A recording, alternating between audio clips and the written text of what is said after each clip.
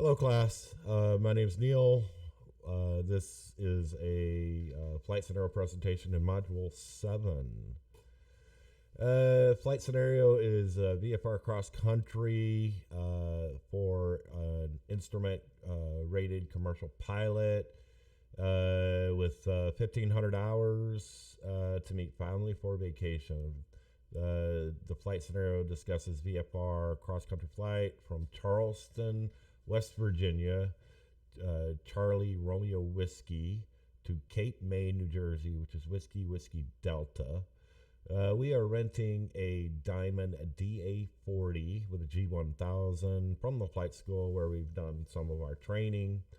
It is a late summer day, a little hot, got some haze going on. Based on the airspace in the vicinity and depicted weather, it would be safer to conduct the flight under instrument flight rules, even if it's not IFR versus visual flight rules, and we'll discuss why here in a minute. With the route chosen and the aircraft in use, there's no reason the pilot would be incapable of performing the flight under instrument flight rules. How are we going to fly it? What is our route going to be? Well, we're going to file it as slant golf per IFR. We're going to choose an altitude of 10,000 MSL because we have a MEA of 10,000 on this leg right here. And we're going to be using Victor Airways and GPS, thus the slant golf. Waypoints for the route around Washington, D.C. security temporary flight restriction. To enter that restriction, we would have to have special training, and you could find that on the AOPA website if you just do a Google search. Total flight time is about 3 hours, which is right around 360 nautical miles total distance, and we are leaving at 6:30 a.m. local time. There was no weather brief for this, so we're not even going to talk about weather, other than mention of heat and haze. Flight risks. We will discuss the PAVE model in upcoming slides, along with risk factors, and of course, compound risks equal greater risks. Pilot, instrument rated commercial pilot with 1,500 hours. 1,000 is logged as a traffic reporter at a local radio station. 95 cross country, 30 hours night, 10 hours IMC. He is used to flying marginal VFR for his job. Did all his training in a Skyhawk. We don't know if the Skyhawk had a G1000 or not, but the airplane he's running does. And most Skyhawks of later vintage have a G430 or a G530. So that would be something we want to make sure we're good at. He did get checked on a DA40 with a G1000.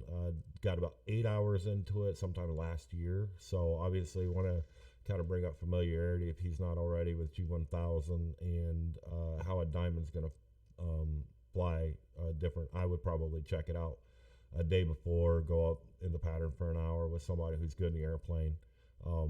And get in a sim, but we'll get into that in a minute. Assessment, no additional information to assess as far as the AmSafe checklist. There's not any information given to us about that. It's a morning flight, so he should be rested, assuming he slept the night before.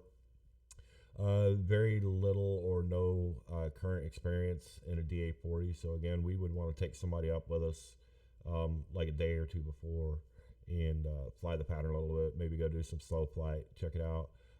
You could use a Garmin trainer to get some familiarity with IFR operations using G1000. You could also use a really good simulator like X-Plane. I would avoid Microsoft because the G1000 Microsoft is totally broken, but in X-Plane it works really well. So I've used it, and I did it when I did my instrument rating. So I would absolutely use that. The pilot needs to be aware of possible hazards, attitudes that could surface. A couple that might be in a play here is invulnerability with some confirmation bias from prior work experience, and impulsivity maybe. They need to get get it done today because the weather tomorrow is going to be worse than it is today. At least that's in the pilot report or in the briefing packet. The aircraft is a GA40, G1000 we already talked about. It does have TISB, which is basically ADSB. So it's really no different. It is ADSB. It's just a different way to different way it's hooked into the G1000. Pilot's renting it from a local school that he's trained at, so he has a relationship with that school already, I would imagine. It's up to date on all its maintenance and has oil changes recently and all that good stuff, so we're assuming it's in good flyable condition. Obviously, with some heat and humidity, it's going to have a little bit of a performance hit. Let's go. Obviously, we're going to want to check the aircraft equipment and documentation to ensure it's correct and present. That should be part of any pre-flight, looking for aero inside the airplane.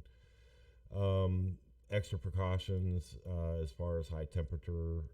I would look at the operating handbook, do a weight and balance, make sure everything's good there, do a CG balance, and do some performance calculations as far as like cruising and taking off, landing airports, that kind of stuff to make sure we're good. We're assuming a diesel, so it has a range at 60% power, 940 nautical miles, total flight time, same power setting, 7.6 hours, and a true airspeed of 125 knots at 60% power. So those are all assumed numbers. Aircraft would have more than sufficient range for a 3-hour flight under IFR, including the 45 minutes of reserve we would need for part 91-167. For those of you who are interested in looking that up, that's where you get it. We are flying IFR, so we do need NW craft. So we need to be aware of the NOTAMs. Obviously, we're going to be flying near the Washington restricted area. We need to be aware of that. We need to especially be vigilant on the NOTAMs in this kind of airspace. Obviously, we want to be especially vigilant IFR anyway, but we want to review weather. Need to make sure that we have an actual weather report. The report is saying VFR at both airports, so we just need to verify that. Typical late season summer day, leaving at 6 a.m. It'll actually probably be pretty good leaving at 6 a.m. To be quite honest. Hot, 95 or 90 Fahrenheit, haze, humidity, visibility 9. I don't know at 6 a.m. that 90F is the correct statement. That seems a little high at 6:30 in the morning to me. Known ATC delays. Obviously, we're dealing with some very complicated airspaces, so we could expect delays. We should probably add a good hour to our expected times. IFR flight plan will route around the TFR, but we still are going to be IFR and could expect delay and that kind of stuff. Runway links are about 5,000 feet at both airports, so that's more than sufficient for this kind of little airplane. Alternates available. We need to be aware of the 3-2-1 rule, which means 1 hour before, 1 hour after our arrival time at destination. We need to have weather that is 3 miles vis and 2,000 foot ceilings, or we will need to follow an alternate. And obviously we need fuel requirements for intended route of flight, including any planned alternates and holds to land with 45 minutes of fuel on board. Need to be aware of all takeoff and landing distances. They'll be a little longer than normal, but we have plenty of runway to use, so it shouldn't be really a factor. And ATC is going to route us through, so we at both airport, or at the airport we're going in on, arrival airport, we have multiple approaches. So and that's an obvious thing you want to make sure of when you're flying IFR, that you have multiple alternatives or options. Some external pressure, get their itis, obviously to meet family for a vacation. Probably been waiting on the trip all summer. Local weather reports, forecasts indicate weather at destination airport to get worse over the next day or so. And obviously don't follow prey hazardous attitudes previously discussed, impulsivity, invulnerability, and maybe even a little macho. Risks. be aware of potential compounding risk factors. Of course, it's always a main concern. Primary risk factors of this one are proper routing around the Washington Security VOR or TFR correction. Having little or no recent experience in a DA40 and or perhaps a G1000 as well. And just because the weather's marginal is used to VFR or marginal VFR, we would probably be a lot safer flying an IFR flight plan, and it would be easier for us and ATC flying in this kind of airspace anyway. Situational awareness for airspace and temperature, humidity impacts on aircraft performance, of course. And pilots should be aware of safely pilots shouldn't have any issues being able to do this flight safely. It's pretty easy if you avoid the airspace around Washington D.C. You'll be fine. It shouldn't really. I would, as a pilot, I would take that course anyway if I were flying in that area or anywhere near it, just in case.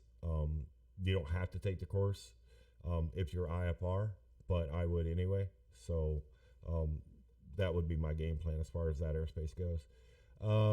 References are going to be Aircraft Owners and Pilots Association, or AOPA, Diamond Aircraft Corporation, Federal Aviation Administration, and U.S. Department of Transportation. I hope you all enjoyed this video. Sorry if it was a little long. I hope you all have a great week, and we'll catch you later.